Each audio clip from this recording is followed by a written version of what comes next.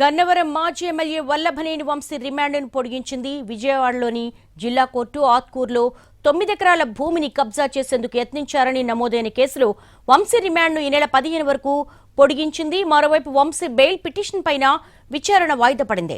గన్నవరంలో సీతా మహాలక్ష్మి స్థలం కబ్జా చేశారన్న ఆరోపణలతో నమోదైన కేసులో వంశీ బెయిల్ కోసం పిటిషన్ వేశారు. ఈ పిటిషన్పై విచారణను ఎల్లుండికి వాయిదా వేసింది కోర్టు.